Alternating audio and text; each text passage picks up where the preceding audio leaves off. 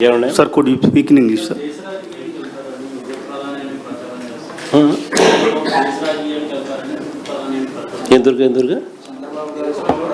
చంద్రబాబు దేశ రాజకీయాల్లోకి వెళ్తున్నారు, ఉప ప్రధాని అంటూ కూడా ప్రచారం జరుగుతుంది.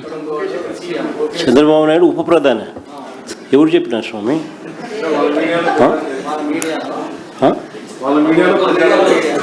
వాళ్ళ మీడియాలో వాళ్ళు రాసుకుంటున్నారా? వాళ్ళు చెప్తున్నారా? గొప్ప సంగతి నిజంగా. ఈయన ముఖ్యమంత్రిగానే భరాయించలేకున్నారు ప్రజలు. ఈయన ఉప ప్రధాని అయితే ఇంకా దేశ ప్రజలు ఏం భరాయిస్తారండి? జనవరి 2025 ఆయన హయాంలో జరిగింది దాచిపెట్టి, సెప్టెంబర్ 2023లో 2023లో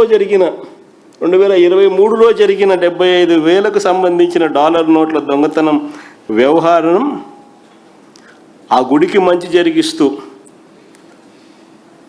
చేసిన కార్యక్రమంలో పెద్ద ఎత్తున విషప్రచారం దుమారం చేసి ఈ 2025 జనవరిలో జరిగింది కప్పిపెడుతూ. ఇంకా ఆశ్చర్యం చెప్పన్నా, ఇంకా ఆశ్చర్యమేనండి. నెయ్యి వ్యవహారంలో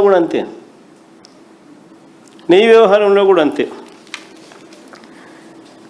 ఈయన హయాంలోనే టెండర్లు ఖరారైనాయి.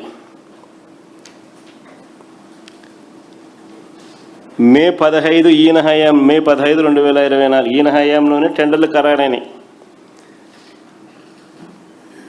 ఈయన ముఖ్యమంత్రి అయింది జూన్ 4. జూన్ 12వ తారీఖు ఈయన హయాంలోనే సప్లై మొదలుపెట్టినారు.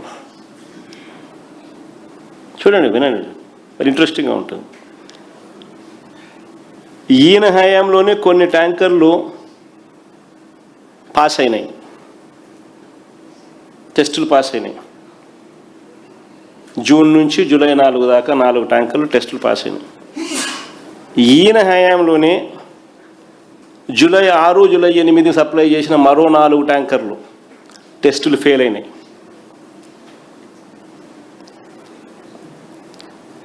ఈయన హయాంలోనే ఆ ఫెయిల్ అయిన అవే ట్యాంకర్లు మరుసటి నెల ఆగస్టు, సెప్టెంబర్లో మళ్ళీ తిరిగి టీటీడీకి వచ్చినాయి,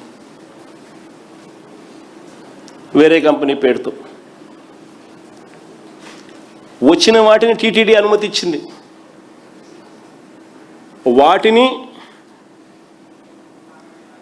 లడ్డూలు తయారు చేయడంలో ఉపయోగించుకున్నారు ఆగస్టు, సెప్టెంబర్లో. అర్థమైందా? ఆగస్టు, సెప్టెంబర్లో జరిగింది ఇదంతా. ఇది అయిన వెంటనే సెప్టెంబర్ 18వ తారీఖున చంద్రబాబు నాయుడు గారు జరిగిన ఈ విషయాన్ని దాచిపెట్టి జంతువుల కొవ్వు కలిసిందని, కల్తీ జరిగిందని, అది జంతువుల కొవ్వు కలిసిందని, కల్తీ జరిగిందని ఈయన ఎదురారోపణ.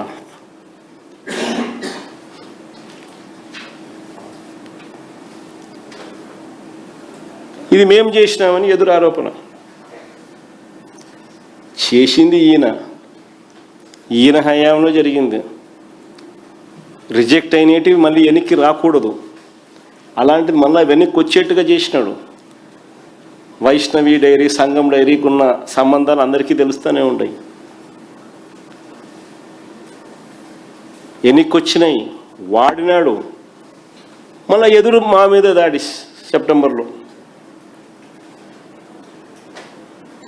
ఆయన చేసిన తప్పును మాపై నెట్టాడు. నిజంగా చెప్తాను, ఇలాంటి వారిని ఏమనాలా? ఓ పక్కేమో తప్పు ఆయనే చేస్తాడు, వేలెత్తి వేరే వారి మీద నింద వేస్తాడు. రెండో వైపున ఆ దుమారంలో స్కామ్ చేస్తాడు. డైరెక్ట్గా ఆ హెరిటేజ్కు, ఆ ఇందాపూర్కు ఉన్న సంబంధం ఏంటి అంటే నోరు మెదపలేడు. వాళ్ళ వెబ్సైట్లోనే అది మ్యానుఫ్యాక్చరింగ్ యూనిట్ ఆఫ్ హెరిటేజ్ అని వాళ్ళే రాసుకుంటారు.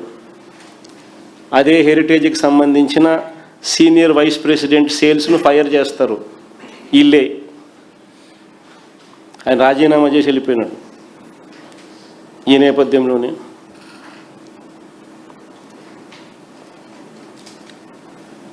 రేటు సంవత్సర కాలంలో 351 నుంచి 716కు పెరుగుతుంది. ఒక కార్టెల్ ఫామ్ అవుతుంది. సంవత్సర కాలంలోనే రేట్లు పెంచుకుంటూ 351 నుంచి 716కు పెంచుకుంటూ పోతారు.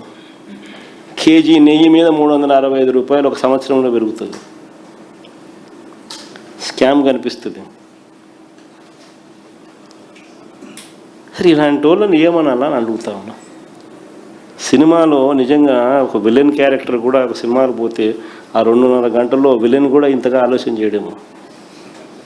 అసలు ఇది లైవ్ టెలికాస్ట్లో కనిపిస్తుంది. Reality show. స్కీములు లేవు, స్కాములు, మళ్ళీ ఎదురు ఆరోపణలు, మళ్ళీ కుట్రలు.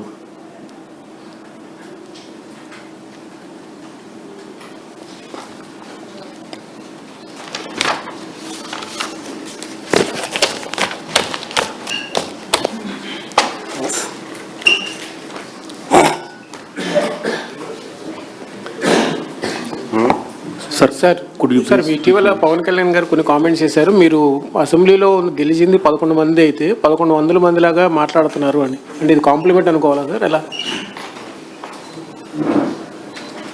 మంచిదే కదా హరీష్. 1100 మంది లెవెల్లో ఆయనను భయం పుట్టించగలుగుతున్నారు అని అంటే ఆయనకు నిజంగా గొప్ప సంగతే కదా. మా వాళ్ళ క్రెడిట్ ఇవ్వాల్సిందే కదా.